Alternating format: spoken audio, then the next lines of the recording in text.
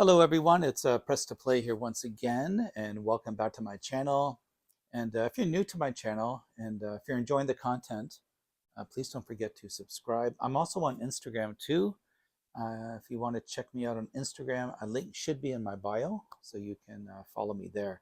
Anyway, I wanted to share this with you today. It's Dark Horse by George Harrison. And as I mentioned in one of my previous videos, I'm starting to purchase all of George's albums again because the originals that I have are in poor condition, or most of them are, and the remastered albums I find sound much better. So I'm starting to slowly purchase all of George's albums again because I really love them. Now this album I never had. I've never owned this on vinyl. And I don't even think I have it on CD, I'm embarrassed to say, because I love George Harrison's music. And this is one album that I just couldn't get into. That's why I didn't buy it. But I wanted to add it to my collection, so I finally caved and got it on Amazon because it was on sale. And this is Dark Horse, and this is remastered for vinyl from the original analog stereo master tapes, and they do sound really good. I have a few others from this series, and they're very well done. Anyway, does have a gatefold, so I'm going to rip off the shrink wrap, which I rarely do, and then we'll take a look at the album and we'll talk a bit about it and why it's not one of my favorites. I don't dislike it. I mean, I like everything George has put out, or the Beatles really, but um, this one and Extra Texture were two albums that I just couldn't really get into. Anyway, there's the cover. And here's the back. Kind of a cool picture of George. And there's the gatefold. And again, this is the first time that I've seen this, so this is pretty cool actually. And there's nothing on this side. Take a look at what's on the inside here. It comes with, oh, it looks like a poster or something. This is cool. So there's George Harrison, Dark Horse. So I like how they do this. So that's the inner sleeve. See that okay. It's got some great he's got some great musicians on here. Billy Preston's on this album. I know Jim Keltner's on drums. Ringo joins him. Who else? Tom Scott is on horns. And I thought Gary Wright was on here too somewhere. Yeah, Gary Wright on piano. He's got a nice Ronnie Wood's on here too, I think, if I remember correctly. Comes with the lyric sheet, which is nice. Nice picture of George again. So well packaged. Let's take a look at the vinyl. We'll go through this is on 180 gram vinyl as well. Got a nice label there. Beautiful. Here's the other side. And this was,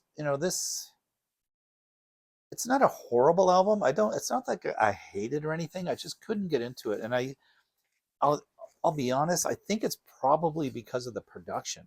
It's not so much the songs themselves, but how they were produced. And I know George produced this one on his own after working with Phil Spector. And I never really liked Phil Spector's later work with the whole wall of sound and all that. I didn't like the way he produced All Things Must Pass and All Things Must Pass, sorry. I didn't like the echo on the voice and all that. So I actually liked it when they reissued All Things Must Pass and they kind of stripped it down, or took away some of that wall of sound that Phil put on there. And Phil's a wonderful producer, don't get me wrong, but I just didn't like the work he did with George's work.